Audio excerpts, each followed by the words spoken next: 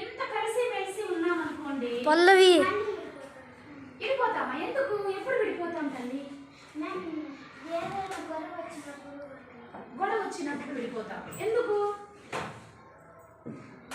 Okay, మన కవి నారా చిరంజీవి గారు స్నేహం గురించి ఏం చెప్పారు? ఎందుకు విడిపోతారు నందిని అన్నారు? ఓకేనా? దానికి సంబంధించిన ఒక పద్యం నేర్చుకుందామా? ఓకేనా? ఓకే.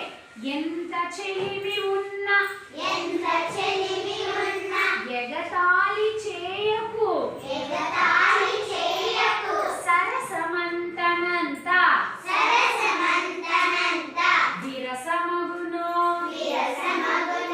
మాట జారనేని మరి తీసుకోలేము, తెలిసి మెలుగుమయ్యా తెలుగు బిడ్డ. ఎంత చెలిమి ఉన్నా ఎగతాళి చేయకు, సరసమంతనంత విరసమగును,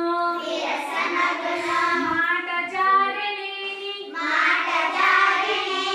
మరి తీసుకోలేము, తెలిసి మెలుగుమయ్యా తెలుగు బిడ్డ. మీరందరూ ఎంత స్నేహంగా ఉన్నా కూడా ఒకరినొకరు చెడుగా మాట్లాడుకోకూడదు, తక్కువ చేసి మాట్లాడుకోకూడదు. అప్పుడు ఏమవుతుంది? మీ స్నేహం ఏమవుతుంది? విడిపోతుంది. ఇప్పుడు ఒక మాట అనేసాం, ఇప్పుడు మనం పద్యం చెప్పేశాం కదా, ఆ పద్యాన్ని తిరిగి మళ్ళీ మన నోట్లోకి తీసుకోగలమా? కాబట్టి స్నేహంగా ఉన్న వాళ్ళు ఎప్పుడు కానీ